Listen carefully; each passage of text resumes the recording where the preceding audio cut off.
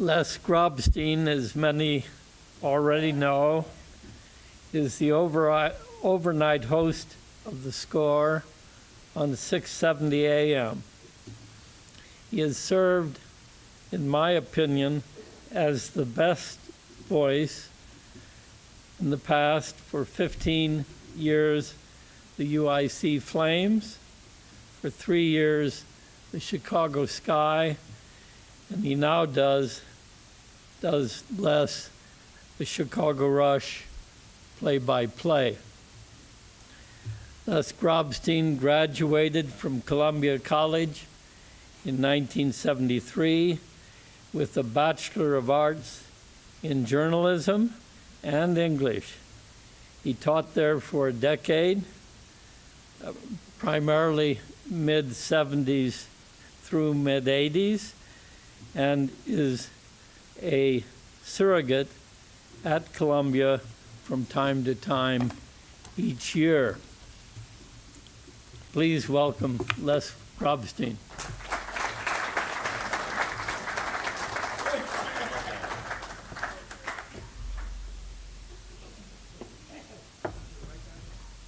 No, he speaks the truth. UIC was losing to Ohio State by 2 goals at Ohio State by, I'd say with about 2 minutes left, a guy by the name of Ray Stazak, who was drafted by the hated Detroit Red Wings. He signed a multi-million-dollar deal with them. He scored a goal, scored a tying goal in the final 30 seconds. We went to overtime. He scored again, and Professor Deem tells me that he was at some event. He excused himself to try to hear the score on radio, and apparently a few people he was with were rolling their eyes like, what's he doing? And when he heard the rally, he went back in a pretty good mood. But you said some of the people were not too thrilled with you walking out to get the score, huh? My wife, Doris, wondered where I was. Reminds me of me. That's why I'm divorced 3 times. My marital status: 3 up, 3 down, no runs, no hits, 3 errors, and nobody left. But I've been with the same girl now. I've got a girlfriend for the last 9.5 years, and she doesn't want marriage any more than I do. I've got the hat trick. I'm not going for the golden sombrero. For those of you that don't know, the golden sombrero is when you strike out 4 times in the same game. Anyway, Professor Deem is one of my idols, one of my heroes. I got to meet him and know him real well when I was broadcasting UIC games between 1982 and 1996. And aside from forgetting more stuff than a lot of us will ever know, he's just one of the complete gentlemen, and I'm really proud to know Professor Deem. Get to see him at Northwestern now as well. Back in the 1970s, between 1970 and 1978, I was part of the Northwestern Wildcat broadcasts as well. That included all 4 years that their all-time leading scorer to this day, Billy McKinney, who's from Zion up here, he was playing for them, and I had a lot of fun. I got to also work with a guy that I still consider a good friend, Tex Winter, who's now an associate coach with the Lakers under Phil Jackson, but he was on the Bulls staff for a while. And to be able to work with a legend like that, that was tremendous.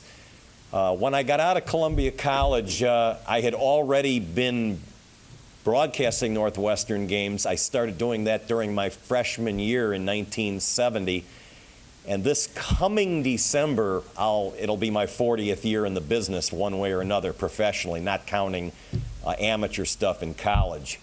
I was able to kind of get a real break. Anybody here remember sports phone, where you dialed on the phone to hear scores similar to the weather? Well, I was one of the first voices on there, and we did it from the John Hancock Center. It started in October of 1977. It was very popular. Remember, in those days, no cell phones, no internet. It was very hard to get scores, so people would dial. And Illinois Bell, which kind of ran the thing, you didn't get charged by the call. If you had a call pack unlimited, and some of us remember when they offered call pack unlimited in those days, you could make local calls all you wanted. And in those days, even up here, there was only one area code. It was 312. 708 came later, 847 came later. This is 847, of course, but in those days, everything was 312 and you didn't have to dial area codes. I got a big break while I was working at Sports Phone. I was almost hired at WLUP The Loop, but what happened was they were going to hire me as their first ever sportscaster in the summer of 1979. But what happened was a couple of events that led to one of the most infamous events in Chicago sports history, Disco Demolition Night at Comiskey Park. What happened was they were going to have this deal that a guy I've worked with several times, Steve Dahl, where if you brought a disco record, whether it was a 45, whether it was a 33 record album, whatever, even a 78, but let's face it, there was no disco music on 78s in those days, and if they were, people would have kept them and they would have had to have probably played them on a gramophone. Anyway, people were showing up in droves. Part of the deal was Bill Veeck, the late Bill Veeck, his son Mike Veeck was going to become their quote-unquote sportscaster and do sports on the Loop. Well, all he would do instead of doing a sportscast, he'd say, well, we're home tonight, we're playing the Yankees, this and that, and you know, he didn't talk, he never mentioned the Cubs, never mentioned other sports, never mentioned the Bears or anything else. And it was just an advertisement for the White Sox. Well, then Disco Demolition happened. It turned into a fiasco. You had about 60,000 people trying to cram into a ballpark that seated maybe 42,000. And people were taking 45s and frisbeeing them throughout the outfield. Harry Carey was sent on the field. Hey, everybody, get back in your seats so we can play the second game. And people are going, who the hell's this guy? These are people who'd never been to a baseball game in their life. They had no idea who the White Sox were. They didn't know what was going on. And so it turned into kind of a full-scale riot. People, I don't know how they did it, but they got a thing of lighter fluid in the ballpark, and they put it all over the foul pole, and they set the foul pole on fire. After the game, it was announced that the second game of the doubleheader was going to be postponed. So Bill Veeck announced this game is going to be, temporarily postponed. It'll be rescheduled. And Sparky Anderson, the Tigers manager, said, no way, this is a forfeiture.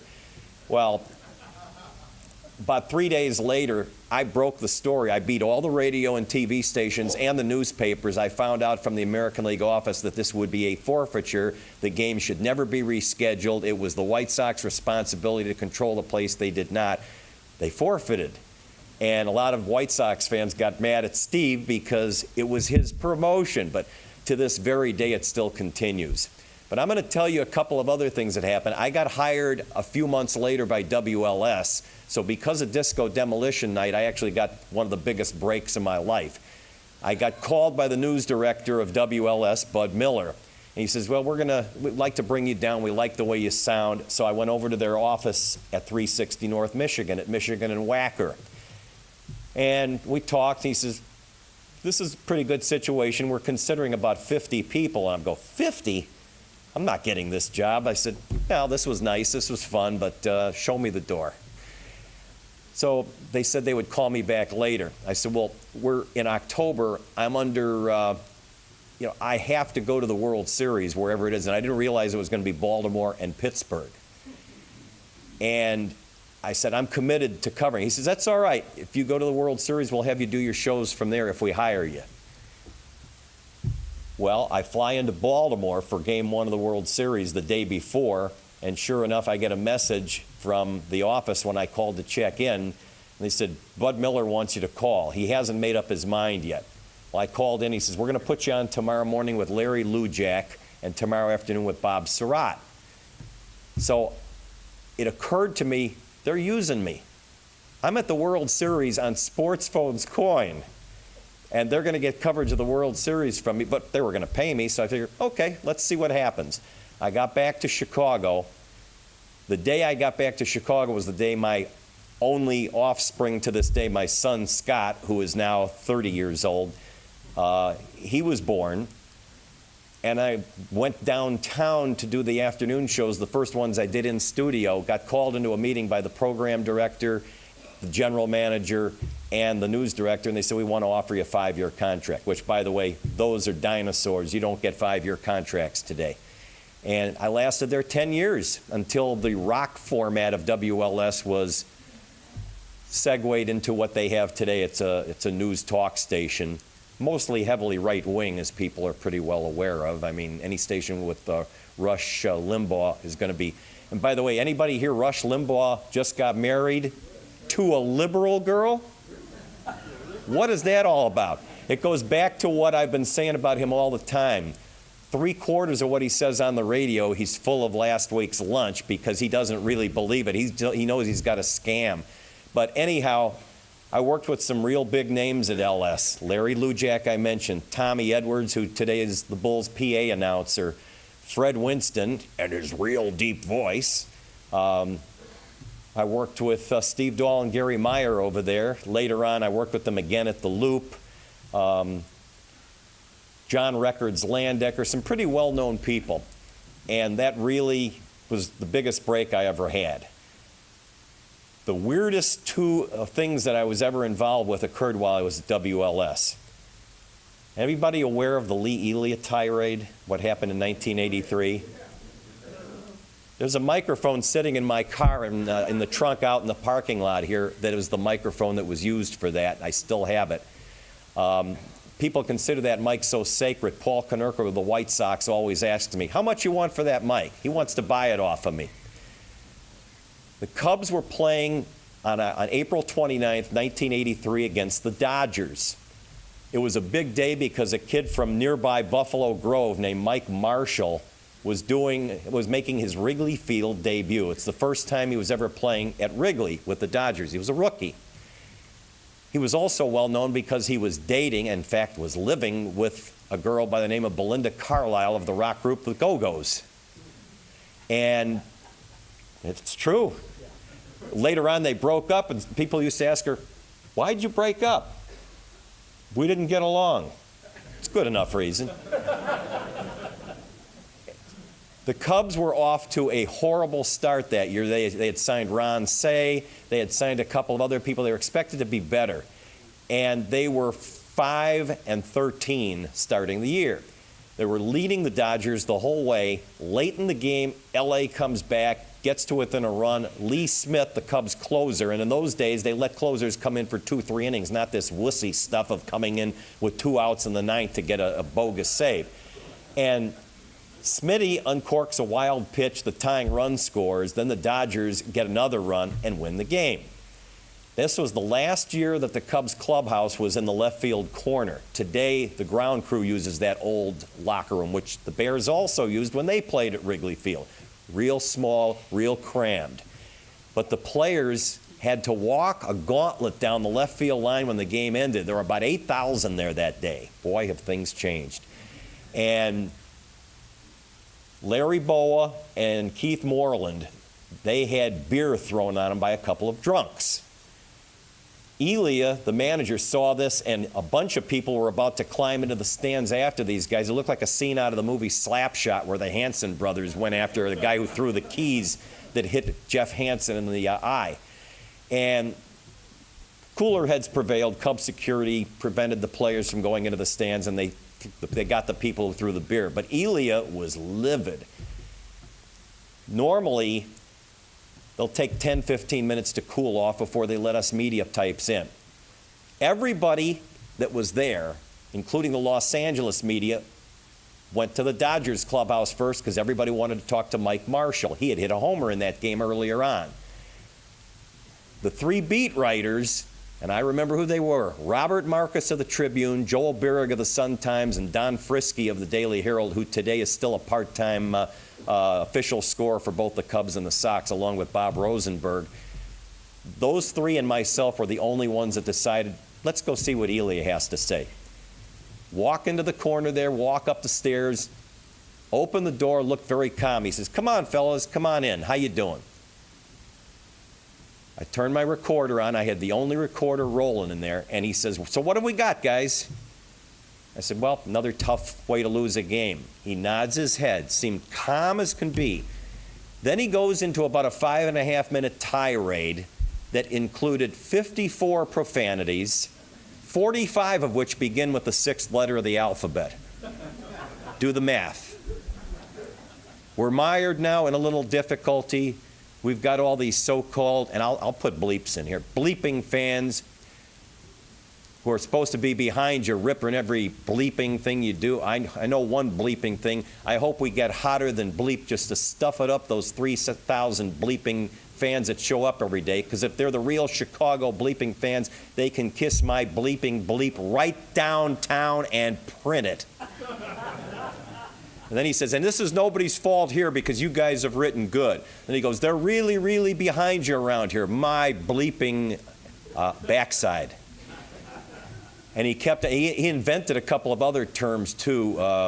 Rip those mother bleepers, rip those country bleepers like the bleeping players. And he just went on and on.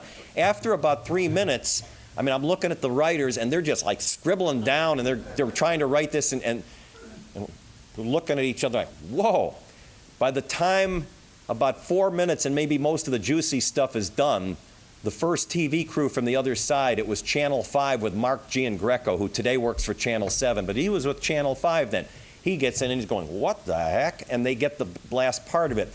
A couple of other radio reporters, colleagues of mine, David Schuster, who is still with Sports Phone, and he works with me today on The Score. Rich King, he's now with Channel 9. He was with WBBM. He worked with Brad Palmer in those days. And again, their eyes are rolling. I come out of there. After I said to Elia, I said, look, I'm thinking to myself, everybody likes this guy. He's burying himself. So I said, see you tomorrow. I'm trying to get him to stop. He goes, okay. And then I was going to head out, and he started up again. And he kept on going and going. Finally, I figured, I've had enough. I went out of there, went onto the field, and headed back up to the old press box, which was what's now the suite level, the mezzanine level. Today, the press box and the radio booths are up in the upper deck, but then they were right between the lower and upper deck, the old mezzanine section. I figured, I got to get this stuff fed into the station. This is going to take a year and a half to get all this stuff bleeped out so it can be aired. I was walking down the stairs. Who comes out of there? Harry Carey, Vince Lloyd, and Lou Boudreau, rest their souls. All three of these guys, all idols of mine growing up, okay? Although Harry was with the hated Cardinals at the time. But anyway, I said, guys, this is a Friday afternoon. I figured they're in a big hurry. I said, I know you want to get out of here. You've got to listen to this. Okay, Les, let's hear it. And this is Harry. I turned it on. I played it for him. Well, Vince Lloyd had a cigar the size of a tree trunk in his mouth, and it's spinning around like Popeye the Sailor Man's pipe when he'd get mad with Bluto. Boudreau turned white as a ghost. Harry was just rolling his eyes. He was stunned. I hit the stop button. I go, what do you think? And Vince goes, geez, Lou, he's going to get his ass fired. And Boudreau in typical, this is true, good kid. And everything was good kid with Lou. Harry looks at me, what did that son of a bitch have to say? What's he doing? Was he drinking down there or what? I go, nope. He seemed fine. Then all of a sudden he went off. I go, hey, Harry, I got a question. You think tomorrow morning's Lee Elia pregame show's in danger of being preempted? And he goes, I'd say so. Again, no cell phones, no internet, nothing like that then. Cell phones were 2 years away from coming out, and those were those big brick-sized things. But this was 1983. We didn't have cell phones, internet probably for another 16, 17 years. Elia, as it turned out, they were going to have a news conference after they played the tape for him because he didn't even realize what he said. Dallas Green, the general manager, called his office. He wasn't there. He had already gone down to his car because he was going to go umpire his daughter's softball game over in Lincoln Park. And he didn't have a cell phone because they didn't exist. So he went back, he forgot his keys to his car, and it was by sheer luck. He went back upstairs to his office in the Cub clubhouse to get his car keys. The phone rings. It's the general manager, Dallas Green. He says, "Do you realize what you just did?" He goes, "What?" He says, "You get up here. You got to hear this tape. We got a problem here." He goes, "Well, I got to go umpire my daughter's softball game." He says, "You go do that. You clean out your office tomorrow because you're not the manager anymore." He says, "You get your butt up here now." Listened to the tape, couldn't realize what he said until he heard the cassette playing. And eventually, they had a news conference, and lots of media that didn't cover that game were converging on Wrigley Field. The next day, the Cubs bombed the best pitcher in baseball, Fernando Valenzuela, who was in his prime at that time, and they got hot, and the guy survived. But there were signs at Wrigley Field from Cub fans, "Hey, Lee, I got a job, and I'm here." And there was another sign that said, "Hey, Elia, we're here, and print it." And there were a couple others that were unrepeatable here that you couldn't say on the radio and TV. Anyway, Ely and I, we celebrated the 25th anniversary of this 2 years ago. He came back into town. We had a little thing over at Harry Carey's restaurant downtown and had a big laugh about it. And he admits years later it was funny.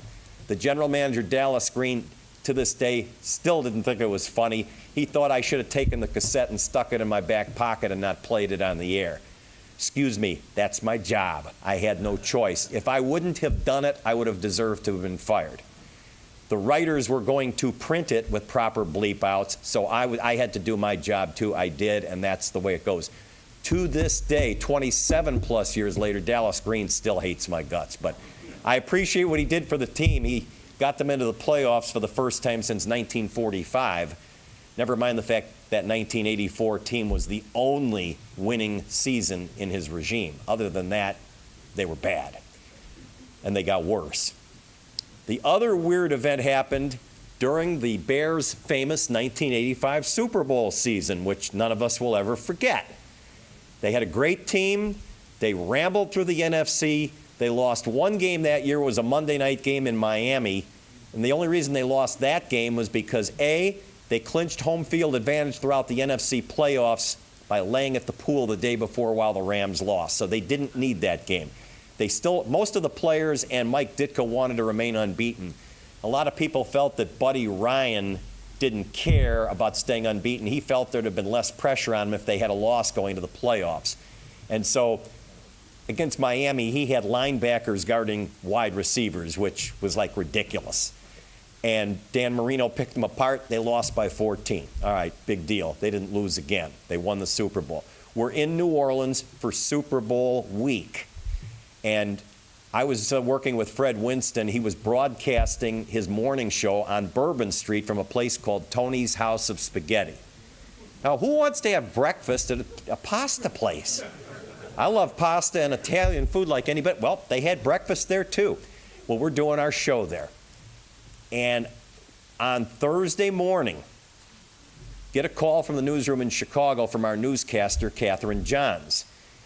And she says, "What's this story about what Jim McMahon said with you guys yesterday?" I go, "What are you talking about?" She says, "There's a report out there that McMahon came on with you guys and referred to all the women of New Orleans as sluts." Well, he wasn't here. The interview didn't happen. This is a ruse. This is a lie. She goes, "Okay."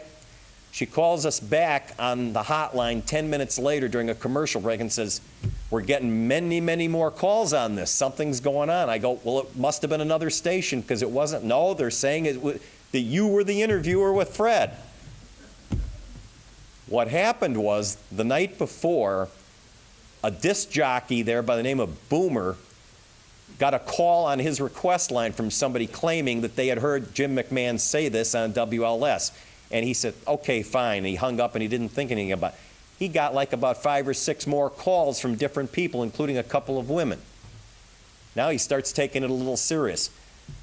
A sportscaster who passed away a few years ago named Buddy DiLiberto, who I think he probably had about a 10-cent brain, and I'll explain why. He calls Boomer off the air because they were buddies. They were talking about them and says, "By the way, I got these calls. They're claiming Jim McMahon said this on WLS in Chicago, blah, blah, blah." Tells them the whole story. but you better check this out. It is unsubstantiated. He goes, okay. And the guy went on the 10 o'clock news, didn't check anything out, went on the air with it. On the 10 o'clock news in New Orleans, he says, I think it has come to my attention that Jim McMahon of the Chicago Bears is referring to the fine ladies of our great city as a bunch of sluts and the men of New Orleans as idiots. I think all you ladies should show up at the Chicago Bears Hotel tomorrow and throw rolls of toilet paper at Mr. McMahon. The next morning is when all this stuff started to hit the fan.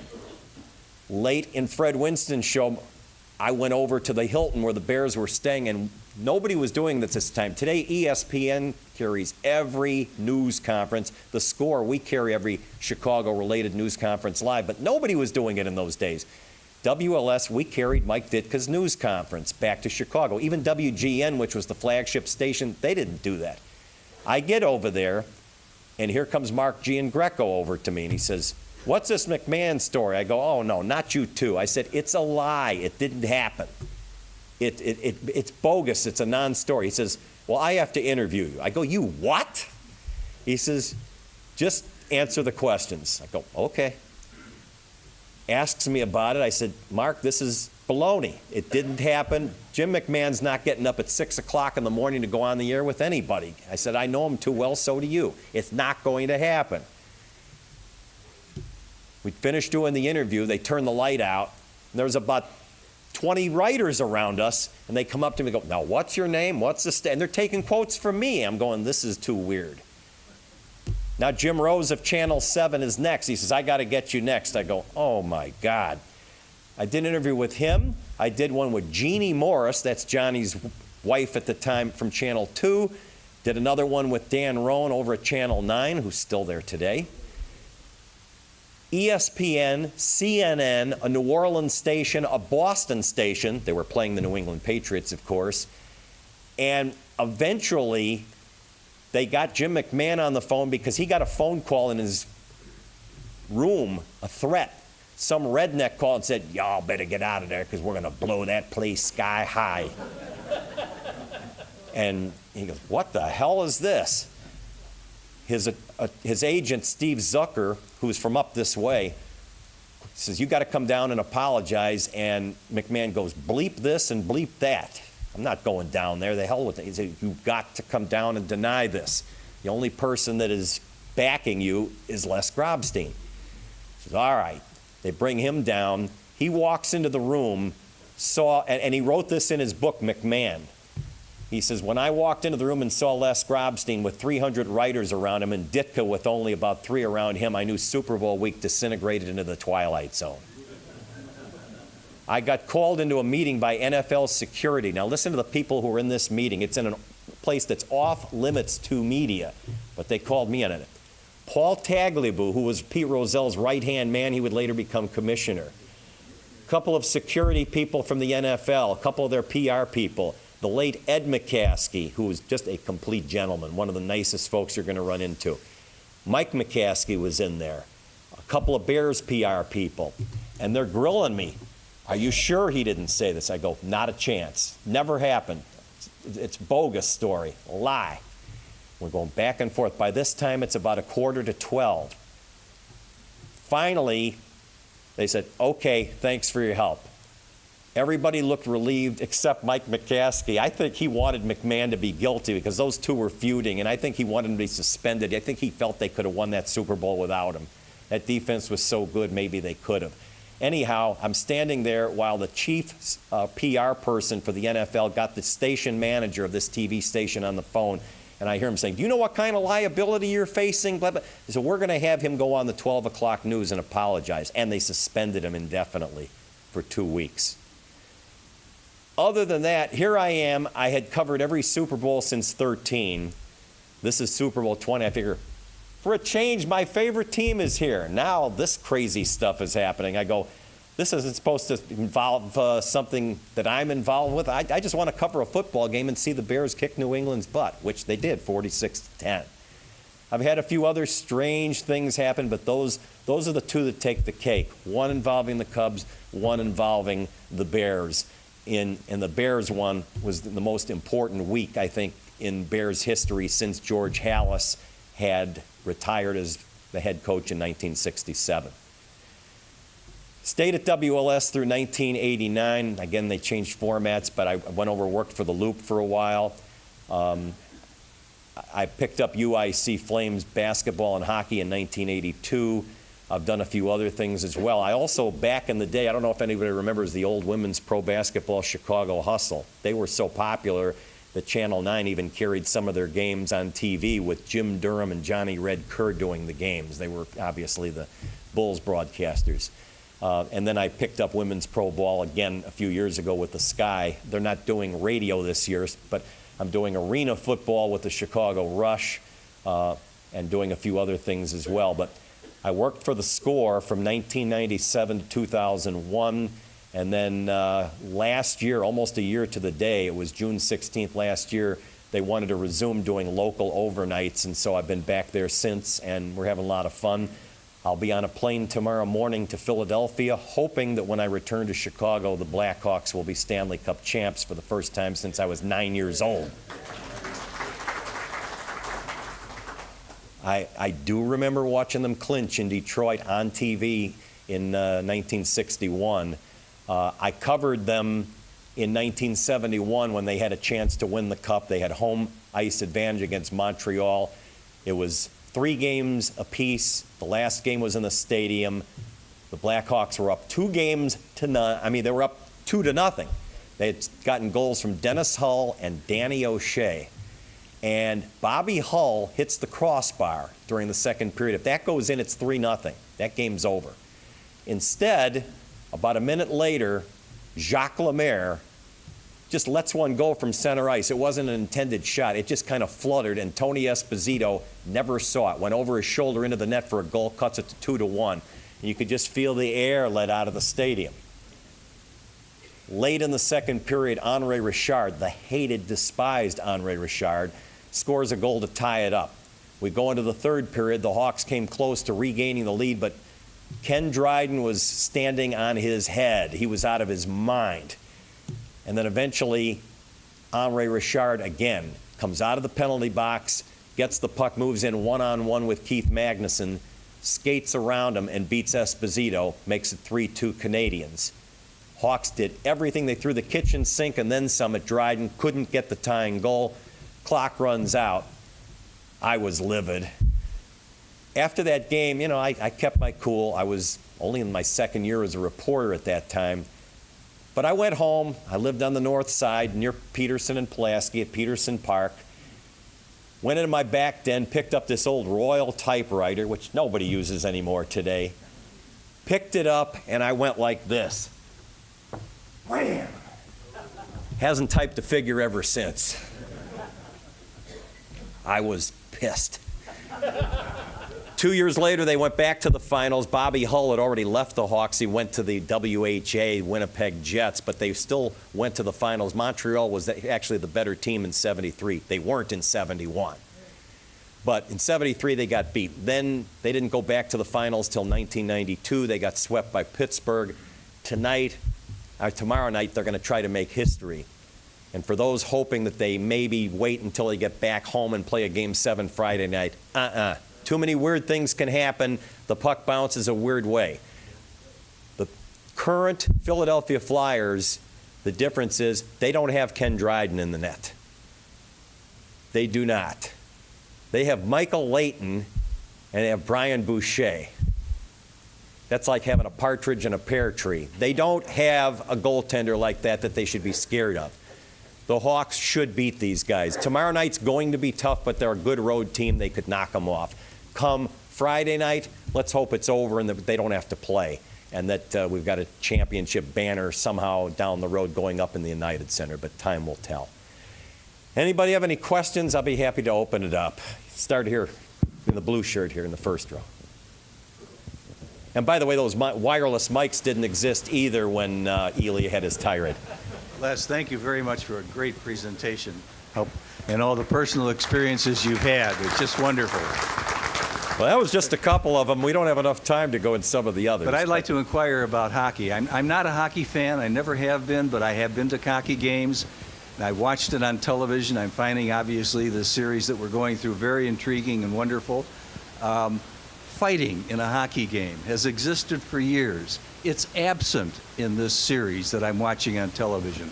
Is it something that the referees have put a stop to, because they certainly No, they're seem- not smart enough to put a stop to Well, they that. come between the players very quickly, like they're taking their life in their hands. The players are going to be a little more careful because they don't want to get an instigator penalty, which gets you a quick two and puts your team shorthanded. They don't want to be the guy that gets the extra penalty and puts your team. That's what's known as a selfish penalty. So you could see guys drop the gloves. The only way you're going to see the gloves dropped if it's like a 5 or 6 goal game with maybe 4 or 5 minutes to play where one team's hopelessly out of it. Otherwise, it's not going to happen. Is that just for this series or Yes. all of hockey? Oh, no. Next season, they'll be dropping the gloves and they'll be duking it out. You can bet on it. But hockey, just to follow up on his question, hockey has changed. Seems to have a little more finesse and less bulldog approach than when we were watching 30 It's years become more ago. of a video game since the lockout. They have legislated a lot of stuff out of it, and a lot of stuff that they can do now. Defensively, they were able to do certain things in the past, like clutch and grab and other stuff like that. You can't do it anymore. Just like in the NFL, if the defensive back burps in front of a wide receiver, they're going to throw the flag for pass interference or call illegal contact. They don't let you do anything. Deacon Jones, with the fearsome foursome of the old LA Rams, he did some things that would have got him suspended for the whole season today. Today, you just come near the quarterback and just brush against him with your sideburn, you're going to get probably a 15-yard flag. Yes. No, we have microphones on both sides. We're going to okay, back recognize here. those people with the mic. Have you any idea how the Cubs finally got Santo to talk about baseball? That's a loaded question. First of all, let me say up front, he belongs in the Hall of Fame. It's a joke that he's not in. Secondly, he's doing what they want him to do on the radio. He's there to kind of be a cheerleader. He will do some analysis, but he's also there to show emotion. And that's Ronnie. And that's what they want him to do. And a lot of fans, whether they want to admit it or not, if they're Cub fans, want to hear that. Most people who are going to rip him are White Sox fans, and they're going to rip anything Cubs anyway. If the Cubs won a World Series, Sox fans would figure out a way to rip on that too. But that's, and it works the other way. How many Cub fans are still finding things to rip from 05 when the Sox won the whole thing too? So they're playing each other this weekend. We're going to figure out who's worse. They both stink. And we're going to figure out who's worse right now this weekend. Follow up on the fighting. I noticed that in the Olympics, no fighting at all. You will be. And you're out of the game. You're DQ'd, Why which can't means disqualified. Why can't they do that in the NHL? They will not, because they figure the fans want it. Yeah, but in every other sport, basketball, the NBA basketball, you throw an elbow and hit a guy bad with an elbow, you're out of the game. You're going to get a flagrant foul penalty flagrant too. foul and a flagrant foul in the football, professional football, same thing. In baseball, you go after the pitcher, same thing, you're out. I don't understand why they don't do it in hockey. Because there's still an element of fans there that want to see it. The players feel they need to blow off some emotion, blow off some steam. In college hockey and in the Olympics, if you fight, it's a 5-minute major and goodbye. You're out. And you're suspended the next game. The second fight in the same season or the same Olympics, if you do it a second time in the Olympics, you're out of the game and you're out of the tournament. You can't play. If you do it a second time in college hockey, you get a 2-game suspension. The third time, you're suspended for the season. It's not permitted. You're not allowed to do it. In the NHL and the AHL, which is the minors, and most of the minors, fighting is still available and allowed, and there's too many fans that want to see it. It's not going to go away. Les right here. Will you comment on the perfect game that wasn't a perfect game by the Detroit Tiger pitcher, and there has been precedent for the commissioner to overrule things like that. Not like that. The George Brett case in '83. It's a different story. The George Brett case was interpretation of the rules. It was interpreting how much pine tar was on the bat in 1983. You can't go back and award a perfect game, a 28-out perfect game. You can't do it. The umpire blew the call. Tough luck on Galarraga. To his credit, he was a class act about it. He took out the lineup cards the next day, presented them to Jim Joyce, and shook hands with him. Jim Joyce, by the way, is an excellent, excellent umpire. He's had a wonderful career, and he'll continue to. This one thing, well, unfortunately for Don Denkinger in 1985, when he blew that call in the World Series between the Cardinals and the Royals, that was a similar play, which he blew it, and he did not get the opportunity to apologize the next day, and over the next several months, Cardinal fans were sending him death threats. Les, over here. Les, could you explain all these years of Cub mediocrity? Give us some view. You know, many people in this room remember before 1945, the Cubs had won more National League pennants. I did not exist yet in 1945. Yeah, but you rubbed shoulders. But in the 70s, you in rubbed my shoulders. life, I have not. Look, I've seen the Pittsburgh Pirates, the Florida Marlins, the Arizona Diamondbacks win the World Series. I've seen the Tampa Bay Rays in the World Series. Same with the San Diego Padres. May they rot and burn in hell for what they did in '84. I've seen a lot of other teams, etc. I have never seen the Cubs in Game 1 of a World Series in my lifetime. But I've gone through 1969 when they had the lead, and by the way, that wasn't even close, that thing with the Mets. You know how many games they finished behind the Mets that year? 8. They won 92 games. The Mets won 100. So it wasn't even that close anymore. I went through 1984. I was on the Cubs charter after they won the first 2 at Wrigley out to San Diego.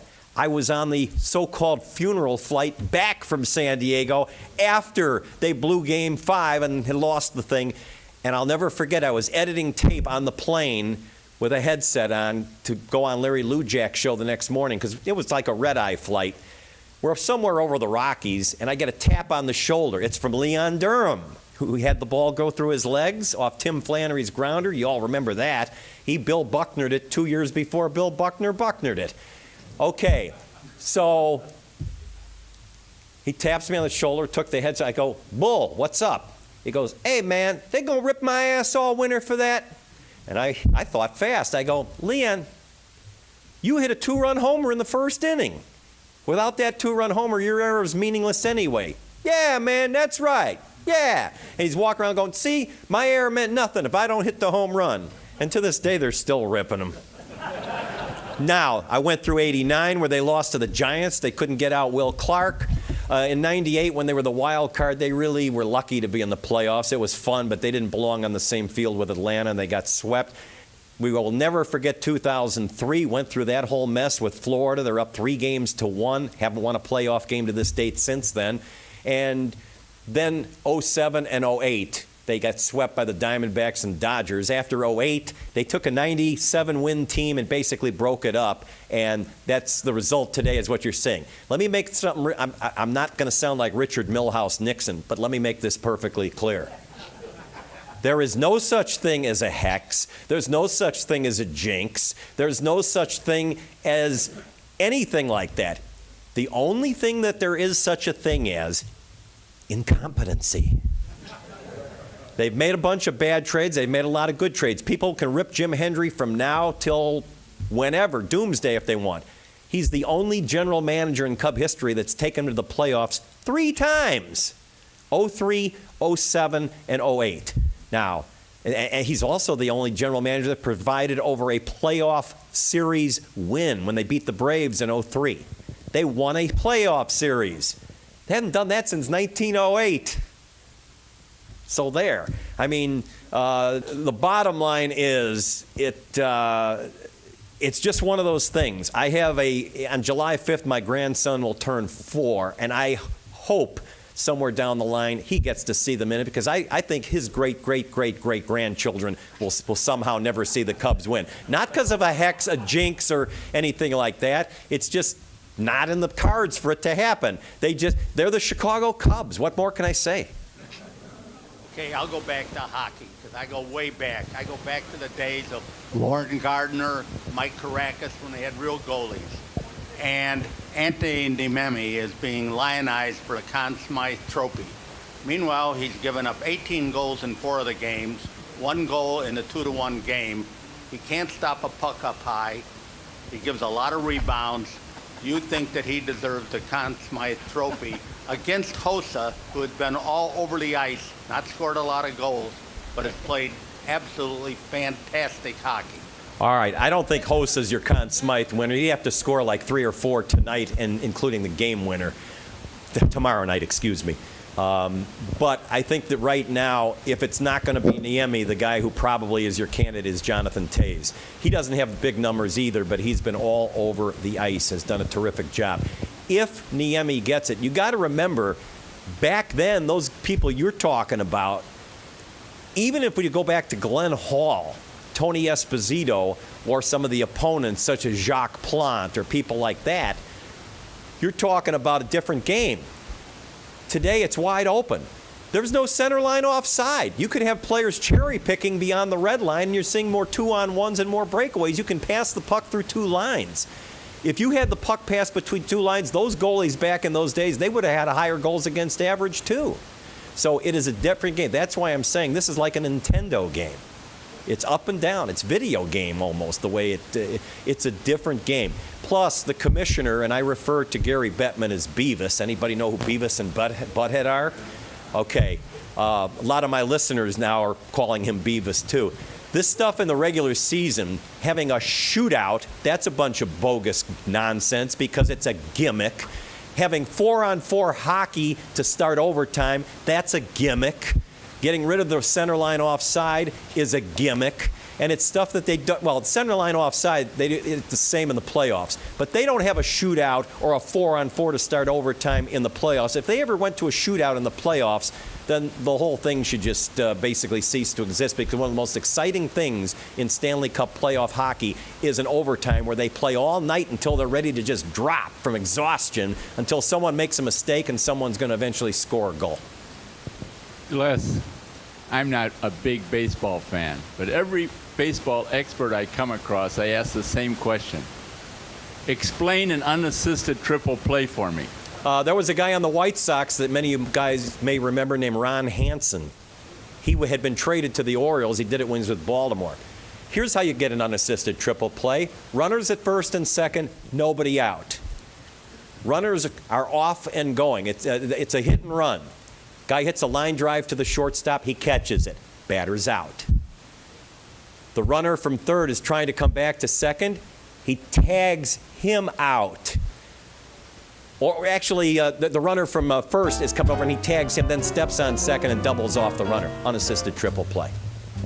Thank you so much. That was great. We really appreciate it. Thank you.